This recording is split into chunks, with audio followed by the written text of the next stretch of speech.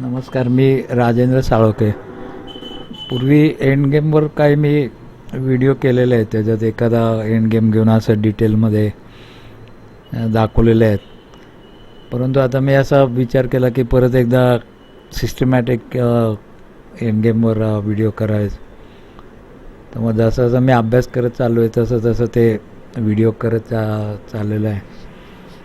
मूलभूत जे end game आहेत ते एंड गेमचा अभ्यास पण खूप मोठा आहे. बरेच व्हिडिओ एंड गेमवर होतील, पण मूलभूतपासून सुरुवात करू. राजा व वजीर विरुद्ध राजा हा एक समोर जे चित्र दिसतंय त्या पद्धतीने. दुसरा आहे राजा व हत्ती विरुद्ध राजा, राजा व 2 उंट विरुद्ध राजा, राजा 1 घोडा 1 उंट आणि विरुद्ध राजा, राजा 2 घोडे विरुद्ध राजा व प्यादे, आणि राजा 2 घोडे विरुद्ध राजा. अशा तऱ्हेने ते आहेत. तर पहिल्या आपण याला सुरुवात करू की राजा व वजीर विरुद्ध राजा. हा आता ही सिच्युएशन अशी आहे की पांढरा राजा इथे, वजीर अगदी कोपऱ्यात आहेत आणि काळा राजा E6ला आहे. आता ह्याला कसं, राजाला एका कडेला नेत जायचं आहे. तर पहिलं याने वजीर इथे A5वर आणून ही लाईन ब्लॉक केली, म्हणजे राजा आता याच्या खाली नाही येऊ शकत, त्याच्यावरच राजाला जायचं. ते हळूहळू ते ब्लॉक करत जातो. राजा त्या किंवा वर फिरत राहील काळा राजा. आता आपण पांढरा राजा मदतीला आणायचा आहे, तोपर्यंत त्याला फिरू द्यायचं जसा फिरेल तसा, आणि शक्यतो त्याच्या समोर आणायचा प्रयत्न करायचा. हा समोर आला बरोबर. आता क्वीनचा परत वापर करायचा, कारण हा आता राजा पुढे येऊ शकत नाही काळा राजा. क्वीननी त्याला परत मागे ढकलायचा, मागे गेला. परत आपला राजा E5ला आला, त्याने F7ला घेतलं.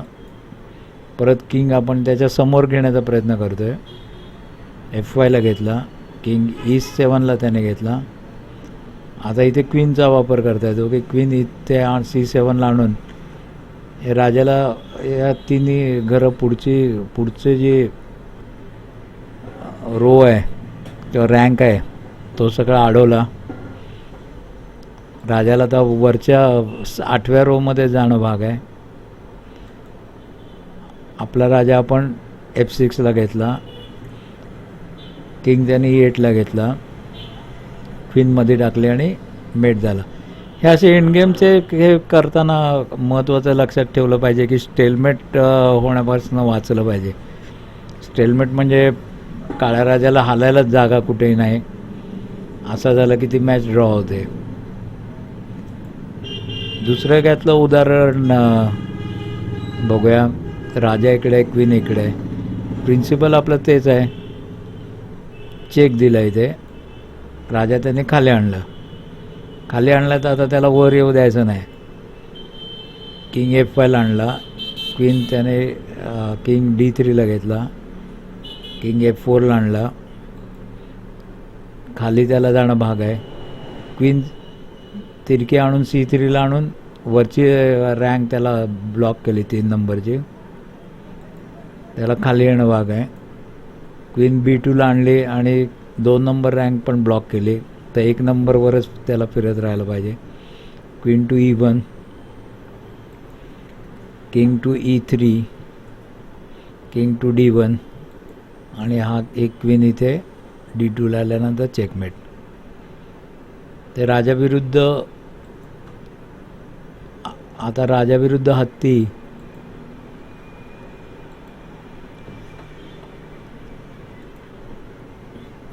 राजा व हत्ती त्याचा आपला, आणि त्याचा एकटा राजा आहे. तर आता हा कशात ह्याच्यावर एक सेपरेट व्हिडिओ मी केलेला आहे.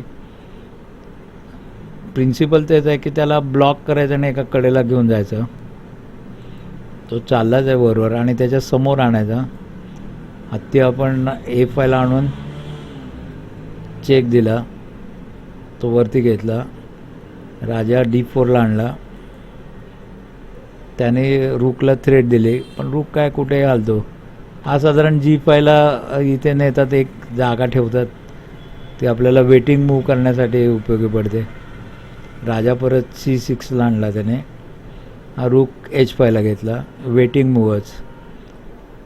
किंग D6ला घेतला, समोरासमोर किंग आले की रूक H6ला घेतला, म्हणजे 6वा नंबर रँक राजाला ब्लॉक केला. राजा वरती गेला 7व्या नंबरमध्ये. D5ला राजा आपण घेतला, F7ला त्याने किंग घेतला. तो परत रूककडे आणायचा प्रयत्न करतो, त्याचा काय उपयोग नाही. किंग G7ला घेतला, रूक लगेच पळून जातो. परत हा B6ला घेतला, A6ला नाही घेतला. हे काय थोड्या हालायला जागा असावी. किंग F7ला घेतला, रूक A6ला घेतला, वेटिंग मूव.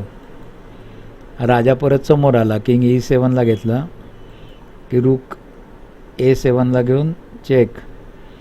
आता राजाला हे 6 आणि 7 दोन्ही रँक ब्लॉक झालेले आहेत, त्याला वरती 8व्या रँकमध्ये जायला पाहिजे. 8व्या रँकमध्ये गेला. राजा परत आपण वर घेतला, तो C8ला गेला, राजा D6ला घेतला, त्याने परत रूकला थ्रेट दिली, तर रूक आपण परत एक G7ला आणतो आहे. C8ला त्याने किंग घेतला, रूक H7ला घेतला, किंग B8ला घेतला, आपला किंग C6ला घेतला आपण. आता तो कोपऱ्यात गेला राजा, आता पक्का सापडला. 8ला गेला, आपण B6ला घेतला आहे, त्याला B8ला यायलाच पाहिजे, आणि हा रूक इथे खाली नेल्यावर मेट झाले. रूक मागे एकदा पण मी व्हिडिओ सांगितले की रूक खाली न्यायचा, काही लोक इथे मध्ये टाकतात, मग परत अडचण होऊन बसते. अशा तऱ्हेने हा गेम झाला.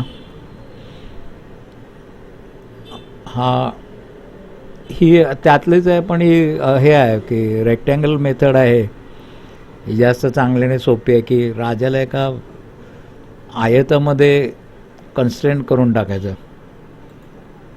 आता वरती नेला, किंग टू C2, तो राजा वरती गेला. राजाचा स्कोप हळूहळू कमी करायचा. किंग टू D3, समोर आणला त्याने D5. आता हत्ती इथे आणला. हत्ती इथे आणला म्हणजे आपण वरच्या सगळ्या भाग सध्या राजाकडे आहे. म्हणजे A5 पासून ते किंवा A8 म्हणू ते H5 असं म्हणू, हा वरचा स्क्वेअर आहे, हा सगळा राजाकडे आहे. त्याने E5ला हलवलं. आता रूक आपण मध्ये आणला. आता यामुळे काय झालं, त्याचा वरचा स्क्वेअर एकदम निम्मा झाला. इकडे आता तो D5वर जाऊ शकत नाही, त्याचा स्क्वेअर एवढाच झाला. हा E8 ते H5 एवढ्या स्क्वेअरमध्ये तो कन्स्ट्रेंट झाला. मगाच्यापेक्षा ही जरा सिस्टमॅटिक आणि चांगली मेथड आहे. उदाहरण तेच आहे. त्याने राजा इकडे घेतला. राजाचं जी एरिया आहे ती कमी कमी करत जायची. हा रूक आपण इथे घेतल्यावर राजाची एरिया परत एवढीच झाली आता. हां, राजा त्याच्या एरियात F6ला घेतला, किंग आपण D4ला घेतला. विचार करत राहायचा की राजाची एरिया कशी कमी होईल. त्याने F5ला राजा घेतला, किंग D7ला घेतला, त्याने F6ला राजा घेतला, आपण E5ला घेतला. आता राजाला हालचाल करायला किती राहिले, एवढीच जागा राहिली, 9 स्क्वेअर फक्त राहिले. जे पूर्ण एवढं होतं, 32 स्क्वेअर होते, त्यातले 9च राहिले. आता ते हळूहळू कमी करत न्यायचे. किंग F7, रूक आपण E6ला घेतला, king G7, king E5, king F7, king F5, king G7, रूक F6. आता रूक F6ला घेतल्यामुळे आता त्याला किती स्क्वेअर राहिले, 6च राहिले. या 6मध्येच त्याची काय हालचाल करायची ते करायची. हळूहळू कमी करत न्यायचे. किंग H7, त्याने rook to G6, king to H8, king to F6, king to H7, आता त्याला हालचाल करायला किती स्क्वेअर राहिले, हा पण राजामुळे हा पण बंद राहिला. हां, म्हणजे 1 2 3 स्क्वेअरपर्यंत त्याला आपण कन्स्ट्रेन करत आणलं. King to F7, king to H8 आणि रूक टू H6 आणि मेट. म्हणजे ही त्यातलीच दुसरी मेथड होती म्हणून मी दाखवली, आणि ही चांगली मेथड आहे की राजाचे स्क्वेअर कमी कमी कमी करत जायचं.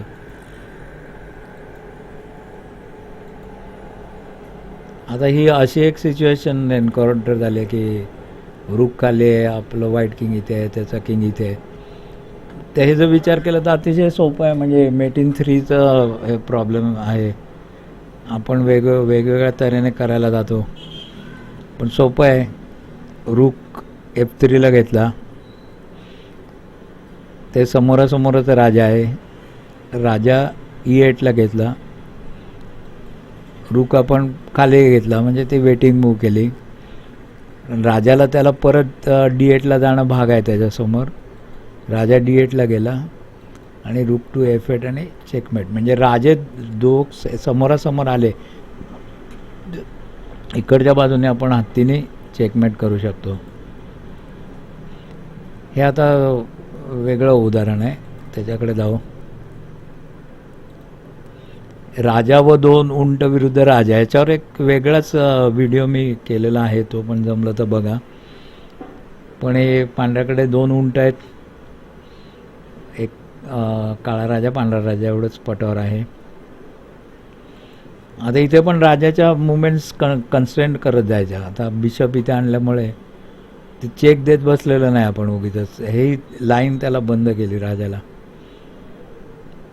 संपूर्ण. म्हणजे राजा ह्या ट्रँगलमध्ये आता इकडच्या कन्स्ट्रेंट झाला. एवढे स्क्वेअर त्याला हालचाल करण्यासाठी आहेत. हे 5 आणि 4 9 3 12 आणि 2 14 आणि 15 स्क्वेअर राहिले त्याला.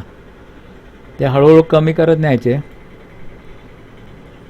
हा बिशप इथे आणला, त्यामुळं हे परत कन्स्ट्रेंट झालं.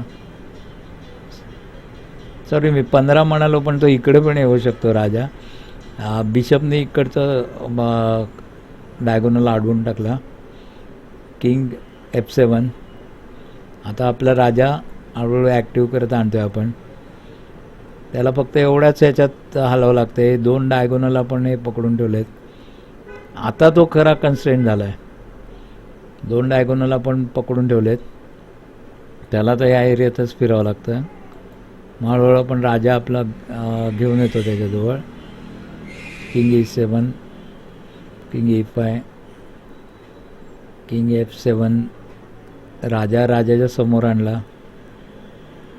King E7, king to G6, king to D8.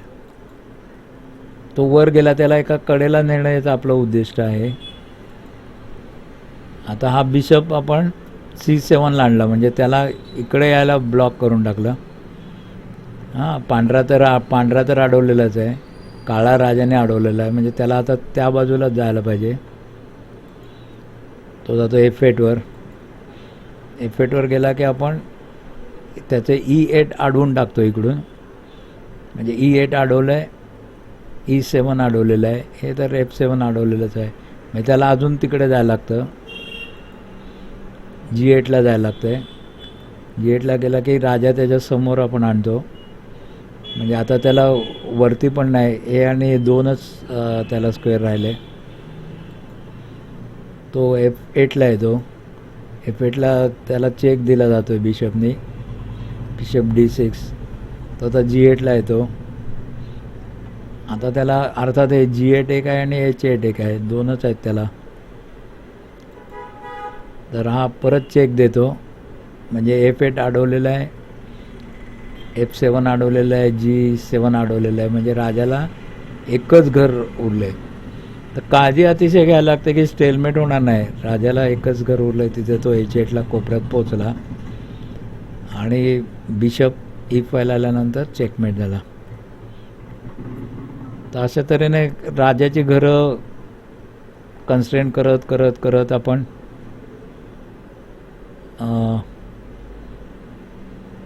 हा जरा तेच तर नाही ना बघतोय. तेच आहे. त्यामुळे सोडून देतो. हा दुसऱ्या टॉपिककडे आपण जातोय. राजा एक घोडा एक उंट आणि विरुद्ध राजा, याची सिच्युएशन आहे. पांढऱ्याकडे एक घोडा एक उंट आहे आणि दोघांचे राजे आहेत. आता ह्याच्यामध्ये काय सिच्युएशन येते की जो अटॅक करणार, आपण पांढरा आपण अटॅक करणार आहोत, तर तो बिशपच्या ऑपोजिट कलरवर नेहमी असलेला चांगला. जसं बिशप पांढऱ्या स्क्वेअरवर आहे तर आपला राजा काळ्या स्क्वेअरवर असला पाहिजे. आणि कॉर्नरलाच मेट होतो हा. आणि नाईट हा जो आहे तो सारखा राजाच्या जवळ असतो. बिशप इकडे तिकडे पळतो कारण नाईटला प्रोटेक्शन लागतं. आता हा बिशप त्याने इकडे घेतला म्हणजे राजाला इकडे अडवलं. राजाला आता डावीकडे जायला पाहिजे. राजा E8ला गेला. आता नाईट E5ला घेतला. नाईट E5ला घेतल्यामुळे हे वरचे हे D7 आडलं. E7 आडलेलंच आहे. F7 आडलेलंच आहे. म्हणजे वर यायला त्याला चान्स नाही देत आहे. D7ला घेतला. किंग आपण हलवतो E6ला. त्याने किंग आता C7ला घेतला. म्हणजे खालच्या रँकवर तो येऊ शकला. नाईट आपण D7ला घेतो. किंग C6ला त्याने घेतला. इकडे खाली यायचा प्रयत्न करतो तो. ते आपण करू देता कामा नाही त्याला. बिशप इथे आणला D3ला. D3ला आल्यामुळे हा व्हाईट स्क्वेअर अडकला. हा नाईटने अडकला आहे. हा नाईटने अडकवला आहे. हा राजाने अडकवला आहे. वरच जायला पाहिजे त्याला. C7ला तो वर गेला. बिशप E4ला घेतला. तर काळजीपूर्वक घेतलं जातं की राजाची मुवमेंट अडली पाहिजे सगळी. राजा एका कोपऱ्यात गेला पाहिजे. परत तो D8ला गेला. किंग D6ला घेतला. तो तिकडे चालला. E8ला गेला. बिशप G6ला घेऊन चेक दिला त्याला. तो D8ला परत आला. बिशप आपण F7ला घेतला. ही वेटिंग मूव आहे की राजा अजून इकडे सरकवा. राजाला C8ला सरकणंच भाग आहे. C8ला राजा आला. नाईट C5ला घेतला. नाईट C5ला घेतल्यामुळे पांढरा स्क्वेअर अडकला. D8ला किंग आला. नाईटने त्याला चेक दिला B7ला. त्याने नाईटला थ्रेट दिली. किंग आपण C6ला घेऊन नाईटला प्रोटेक्शन दिलं आणि त्याच्या राजाच्या डोक्यावर आलं म्हणजे राजाच्या वरची घरं सगळी आडली. त्याला B8ला जाणं भाग आहे. किंग परत आपण B7ला घेतला. तो परत C8ला आला. कोपऱ्यात नको म्हणतोय पण आपण इथून चेक दिला. आता चेक दिल्यानंतर त्याला D8 या घोड्याने अडवलेलं आहे. त्यामुळे आता परत त्याला B8लाच जाणं भाग आहे. नाईट आपण C5ला घेतला. नाईट C5मध्ये आत्ता काही त्या राजाला अडकवलं नाही पण हा राजा वर असल्यामुळे तो वर येऊ शकत नाही. C8ला जाऊ शकत नाही म्हणजे तो कोपऱ्यातच जायला पाहिजे. 8 बिशप D7ला घेतला. किंग B8ला घेतला. त्याला A8 आणि B8 हे आपण हालचाल करायसाठी दिलेले आहेत. नाही तर स्टेलमेट होईल. हे महत्त्वाचं लक्षात घ्यायला पाहिजे. A6ला नाईट घेऊन चेक दिला. आता तो कोपऱ्यात गेला आणि बिशप C6 आल्यानंतर चेकमेट. आता ह्याच्यात जर तुम्ही तर करून बघा पटावर तर त्या घोड्याची जी चाल आहे ती W प्रमाणे झालेले दिसेल. आता घोडा कुठे होता सुरुवातीला, हा बघा इथे होता. हां, तर याचे असे W सारखे म्हणजे तो इथून इथे आला, इथून इथे गेला, इथून इथे आला, इथून इथे गेला, असा W इथे तयार होतो. हां, घोड्याची चाल जी आहे याच्यात W सारखे झालेले आहे. तो एक अभ्यासाचा विषय आहे. आता गेम झालेला आहे Sicilian alpine व्हेरिएशनमध्ये. Judith Polgar black खेळते आणि ते काय उच्चार करणं जुबोजेविक कोण आहे तो व्हाईट खेळतोय. गेम मी फास्ट नेतो आणि आपल्याला जिथे पोझिशन हवी तिथे येऊन थांबवतो त्याला. सिसिलियन डिफेन्स अल्पाईन्स व्हेरिएशनमध्ये झालेला गेम आहे.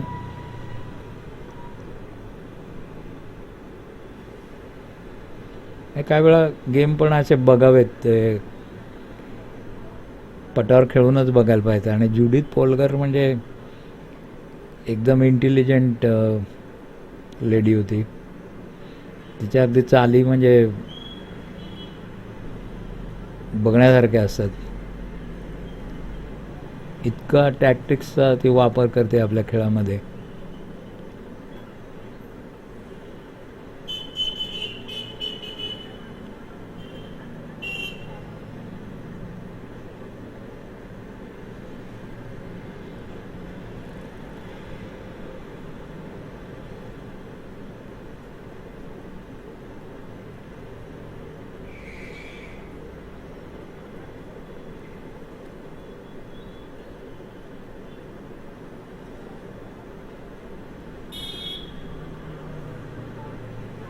बऱ्याच चाली या खेळामध्ये झालेल्या आहेत. मला वाटतं टोटल 106 वगैरे आहेत. त्यातल्या आपल्याला जी पोझिशन याच्यात सापडते ती आत्ता 60वी चाल झाली आहे.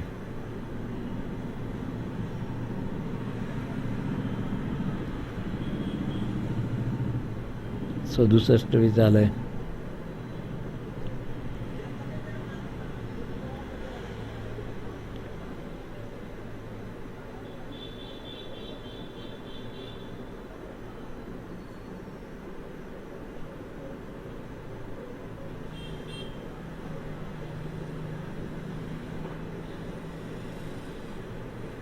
हे आपल्याला पोझिशन मिळाली म्हणजे याच्या पुढे हा राजा हत्तीला मारतो आणि काळाकडे घोडाने उंट उरलाय आणि राजा उरलाय.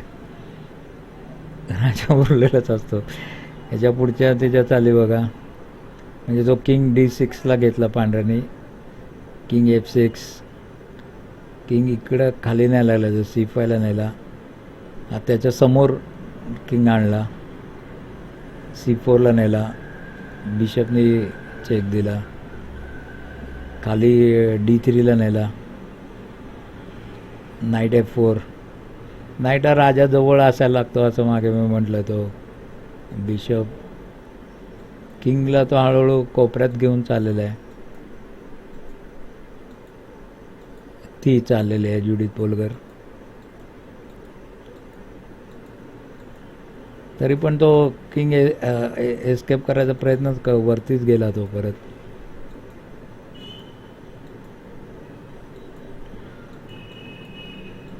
बरेच आता 121 चाल आहे. विचारपूर्वक करायला लागतं, तितकं सोपं नाही. स्टेलमेट होण्याची रिस्क पण असते त्याच्यात. आणि ते बिशप टू F3 आणल्यानंतर ते चेकमेट झालेलं आहे. असा आहे प्रत्यक्ष गेममधला चेकमेट आहे. 2 नाईट अँड अ पॉन. हे राजा 2 घोड्याविरुद्ध पुढच्या टायटल आहे. आता असू दे ते, पण राजा 2 घोड्याने एक पॉन असायला लागतं मूव्ह करायला, स्टेलमेट होऊ नये म्हणून. आणि पुढच्या व्हिडिओत मी ते सांगेन जास्त. पण हे 2 नाईट आहेत. एक नाईट तर हा पॉनच्या खालीच बसला आहे की तो पुढे जाऊन त्याचा वजीर होऊ नये, पास पॉन. आणि एका नाईटनी त्याला राजाला दमवत बसायचं, अशा पोझिशनला आणायचं आहे.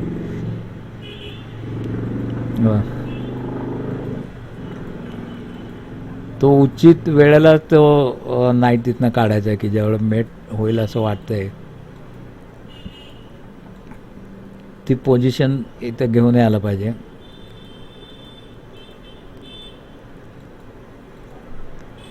आता त्याने काढला. हे बघा, आता इथे काय पोझिशन आहे ते बघू आपण. राजा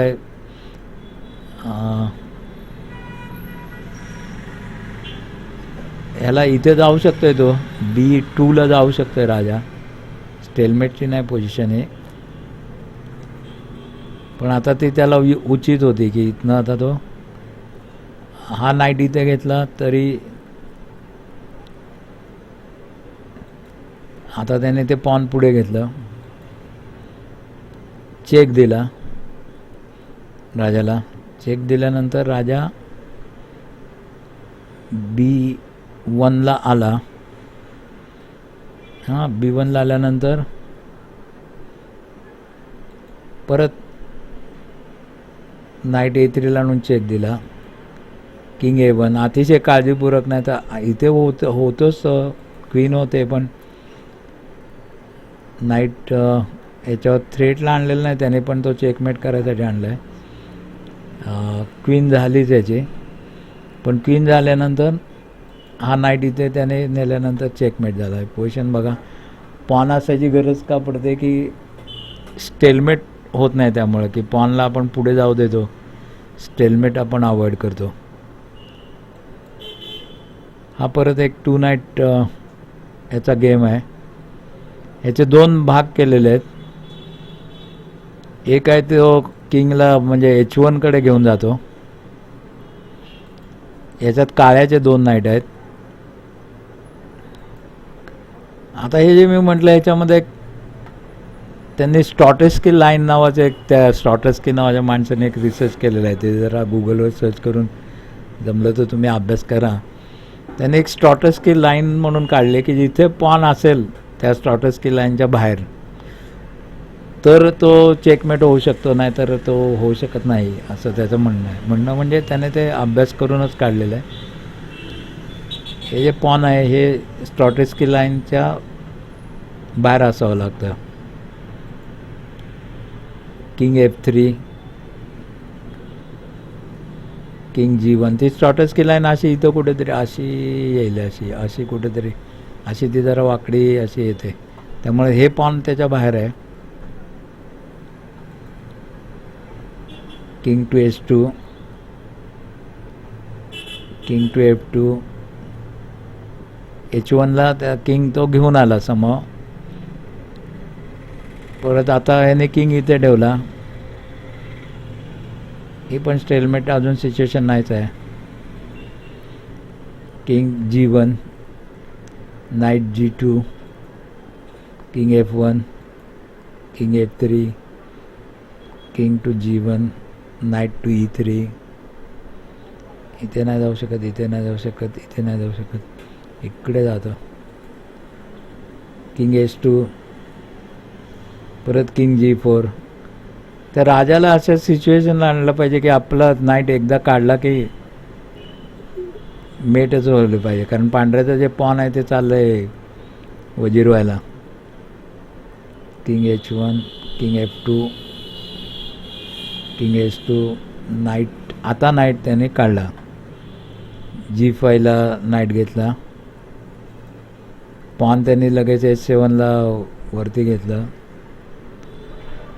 पण ह्याला नक्की मेटचे हे आलेले आहेत की G4ला नाईट आणून चेक दिला त्याने. किंग H1ला आला. नाईट त्याने E4ला आणला. आता E4ला नाईट आणल्यानंतर काय परिस्थिती आहे, राजा इथे नाही जाऊ शकत, इथे नाही जाऊ शकत, इथे नाही. म्हणजे ऑर्डिनरी पोझिशन असती तर हा स्टेलमेट झाला असता, कारण राजा कुठं हलवू शकत नाही. आणि म्हणून हे पॉन महत्त्वाचं आहे की ते आपण सोडून दिलं आणि ते पुढे जाऊन ते क्वीन होते त्याची. हां, क्वीन झाली, पण नाईट टू G3 केल्यानंतर चेकमेट झाला. क्वीन होत असली तरी त्याचा काय उपयोग नाही, आणि क्वीन होणं हे महत्त्वाचं आहे आपल्यासाठी, नाहीतर स्टेलमेट झाला असता इथे. आता तोच मगाच्याच गेममधला किंग H8ला नेऊन मात करण्यात आलेले मूव्ज आहेत. मी ते फास्ट आता जरा चालवतो, कारण मगासारखंच लॉजिक आहे, पण तो राजाला H8ला घेऊन गेला आहे.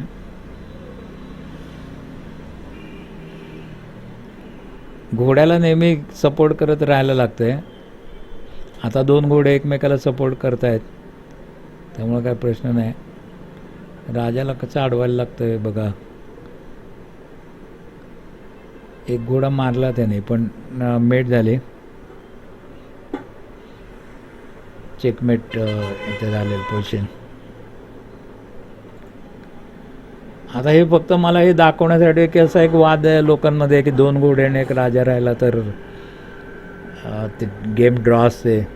त्याचा मी थोडा अभ्यास केला. म्हणजे 99% लोक म्हणतात की 2 घोडे आणि राजा असेल आणि त्याचा नुसता राजा असेल तर ती गेम विन होऊ शकत नाही. अगदीच तो काय बावड्यासारखा काळा खेळाडू तर होते, पण होतेही शक्यता आहे. याची 2 उदाहरणं याच्यामध्ये आहेत. एक अशी सिच्युएशन आलेली आहे, याच्यामध्ये हा नाईट इथे घेतल्यानंतर चेकमेट होते बघा राजाला. पण ती फोर्स करता येत नाही असं लोकांचं म्हणणं आहे. म्हणजे जर काळा जरा व्यवस्थित खेळला तर ती फोर्समेट होत नाही. ती ही अशी एक सिच्युएशन आहे. हे 2 घोडे आहेत आणि राजा आहे. हा घोडा इथे घेतला F6ला की पांढऱ्या राजावर मात होते. तर अशा तऱ्हेने बेसिक आपण एंड गेम बघितले. अजून एंड गेमचं पुष्कळ आहे. तर हळूहळू मी करत राहीन, बघत राहा. आणि आता ह्या नव्या व्हिडिओला सबस्क्राईब करा. जुने बऱ्याच लोकांनी सबस्क्राईब केलेत, पण त्या चॅनलवर मी काय करण्यासाठी आता अपलोड करत नाही आहे. ह्या चॅनलवर करतो आहे. धन्यवाद.